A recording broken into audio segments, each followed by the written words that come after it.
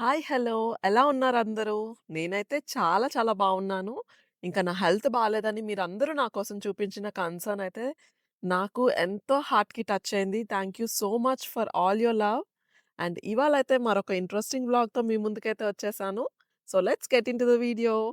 చాలామంది ఈ ఇయర్‌లో జర్మనీ రావాలని ప్లాన్ చేసుకుంటున్నారు కదా! సో, అలాంటి వాళ్ళ కోసమే ఈ వీడియో అయితే. నేను నా లాస్ట్ ఇన్ఫర్మేటివ్ వీడియోలో జర్మనీ కోసం మాస్టర్స్ రావాలనుకుంటున్న వాళ్ళు ఎలా అప్లై చేయాలి అనేది క్లియర్‌గా చెప్పా కదా! సో, దానికి మంచి రెస్పాన్స్ వచ్చింది. అదే విధంగా సోషల్ మీడియాలో ఇంకా ఇన్‌స్టాలో నన్ను చాలామంది కొన్ని క్వెషన్స్ అయితే అడుగుతున్నారు. వాటికి సమాధానంగా ఈ వీడియో అయితే నేను చేసుకున్నాను. నాకు ఫ్రీక్వెంట్‌గా వచ్చే క్వెషన్స్ ఏంటంటే, "స్నేహ జర్మనీలో లక్షల కొద్దీ జాబ్‌లున్నాయి. అది నిజమేనా? మేము జర్మనీ రావచ్చా?" అని కొంతమంది అడుగుతున్నారు. కొంతమందేమో "లే ఆఫ్ అవుతుంది గదా! అసల జాబ్స్ లేవక్కడ" అని కొంతమంది అంటున్నారు.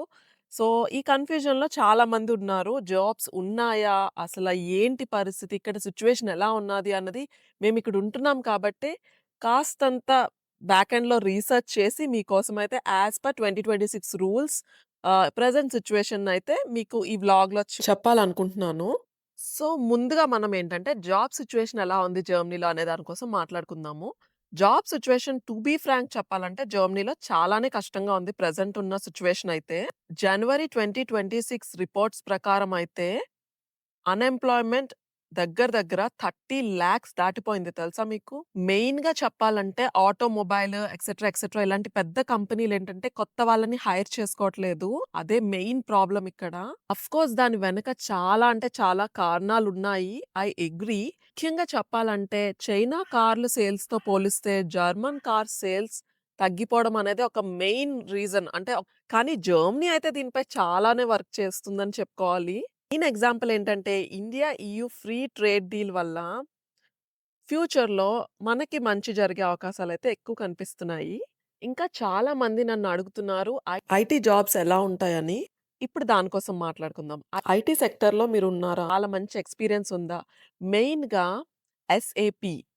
ఎస్ఏపీలో ఎస్4 హనా హెచ్ఏఎన్ఏ అని ఉంటుంది. అందులో గనక మీకు మంచి ఎక్స్‌పీరియన్స్ ఉంటే మీరు 100% జర్మనీకనేది ఒక గోల్ అయితే సెట్ చేసుకోవచ్చు. ఎస్ఏపీ ఎస్4 హెచ్ఏఎన్ఏలో ఎక్స్‌పీరియన్సే కాకుండా సైబర్ సెక్యూరిటీ, ఐటీ ఇన్‌ఫ్రాస్ట్రక్చర్‌లో కూడా చాలా జాబ్స్ ఉన్నాయి. సో, ఇలాంటి వాళ్ళందరూ కూడా చాలా చాలా పాజిటివ్ ఒపీనియన్‌తో ఉండొచ్చు జర్మనీ గోల్స్ ఉన్నట్లయితే. ఇంకా చెప్పాలంటే హెల్త్ కేర్ డిపార్ట్‌మెంట్‌లో 30,000-40,000 మనకి వేకెన్సీస్ అయితే ఉన్నాయి ప్రెజెంట్. ఇక్కడ జాబ్స్ లేవు అనడం కంటే, స్కిల్ ఉన్న వారికి మాత్రమే జాబ్స్ ఉన్నాయి అనటం బెస్ట్. ఒకప్పుడు ఒక జాబ్‌కి 10 మెంబర్స్ పోటీ పడేవారు. అలాంటిది ఇప్పుడు ఒక్క జాబ్‌కి 300-500 మెంబర్స్ పోటీ పడితే ఆఫ్‌కోర్స్ కాంపిటీషన్ ఈ విధంగానే ఉంటుంది కదా! సో నేను చెప్పేదేంటంటే, మీ రెజ్యూమ్ స్కిల్స్ చాలా అంటే చాలా స్మార్ట్ అండ్ స్ట్రాంగ్‌గా ఉండాలి. నా పర్సనల్ ఎక్స్‌పీరియన్స్‌తో చెప్తున్నాను. పీఆర్ ఇంకా లాంగ్వేజ్ ఈ 2 ఉన్నా సరే, ఇక్కడ జాబ్స్ కోసం ఇబ్బంది పడిన వాళ్ళు చాలా మందున్నారు. ఇంకా నన్ను చాలామంది మళ్ళీ మళ్ళీ అడిగే క్వెషనే ఇది. అసలు జర్మన్ లాంగ్వేజ్ రాకుండా ఇంగ్లీష్‌తో ఇక్కడ సర్వైవ్ అయిపోవచ్చా అని అడుగుతున్నారు. సో, అలాంటి వాళ్ళైతే 90% మీ జాబ్ ఛాన్సెస్ అయితే తగ్గిపోతాయనే చెప్తాను నేనైతే. అందుకే నా పాత వీడియోలో కూడా జర్మన్ లాంగ్వేజ్ ఒక ఇంపార్టెన్స్ చాలా అంటే చాలా క్లియర్‌గా ఒక లాంగ్ వీడియో చేసి పెట్టాను. నేనైతే ఫస్ట్ జర్మనీ రావంగానే ఫస్ట్ చేసేది ఏదైనా ఇంపార్టెంట్ థింగ్ ఉంది అంటే అది లాంగ్వేజే. నేనైతే పార్ట్ టైమ్ జాబ్స్‌కి వెళ్ళిపోతానని చాలా జంప్ చేశాను. కానీ మా ఆయన నన్ను రైట్ డైరెక్షన్‌లో తీసుకెళ్లారు అనే చెప్పుకోవచ్చు. నేను పార్ట్ టైమ్ జాబ్స్ చేస్తాను. ఇంకా ఈ లాంగ్వేజ్ ఈ ఏజ్‌లో నేర్చుకోవడం వద్దు అని అనుకున్నా కానీ, నిజంగా కరెక్ట్ పనేంటంటే ఫస్ట్ జర్మనీ రావంగానే లాంగ్వేజ్ నేర్చుకోవాలి. ఎవ్వరైనా సరే. అప్పుడు మీకు ఆటోమేటిక్‌గా జాబ్ ఛాన్సెస్ అనేవి పెరుగుతాయి, వస్తాయి కూడా.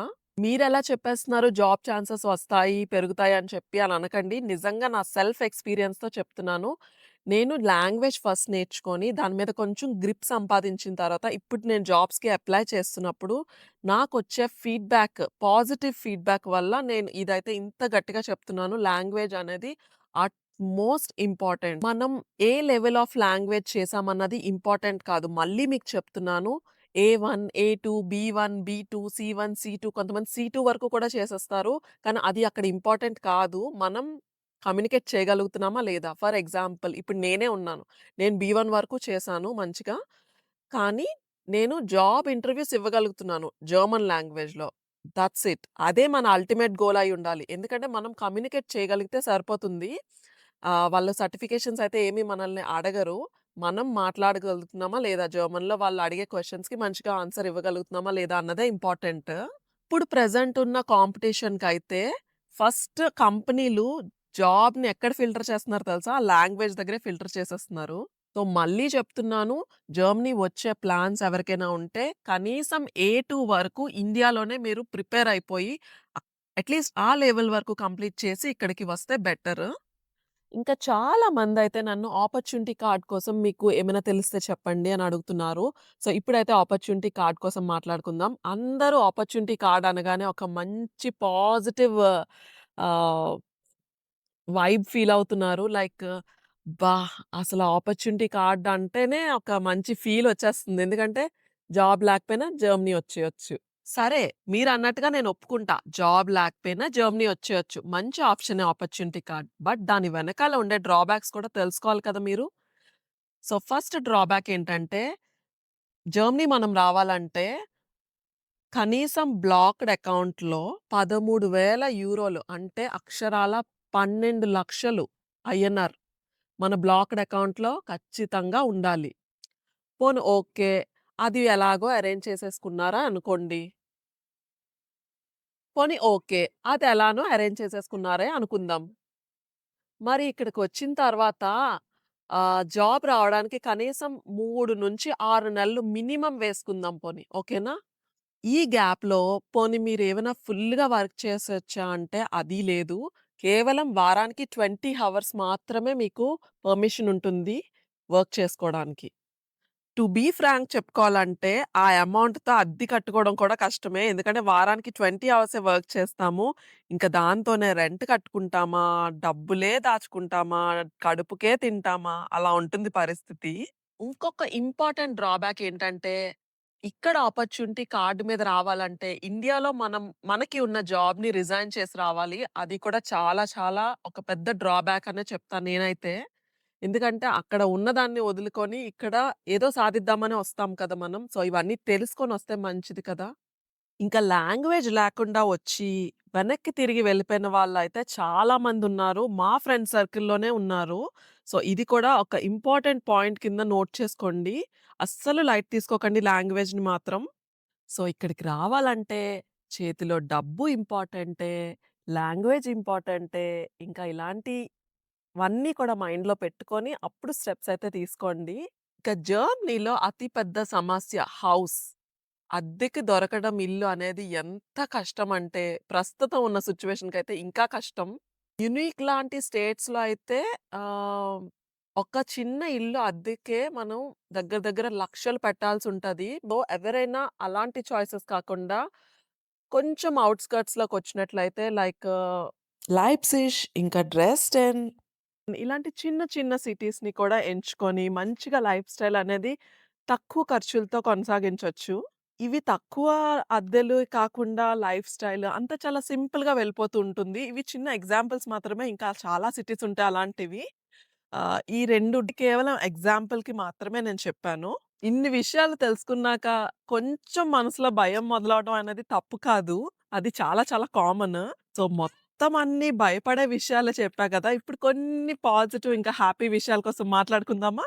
జర్మనీలో ఎన్ని సవాళ్ళున్నా సరే సక్సెస్ అయ్యే మార్గాలు కూడా అలానే ఉంటాయిక్కడ.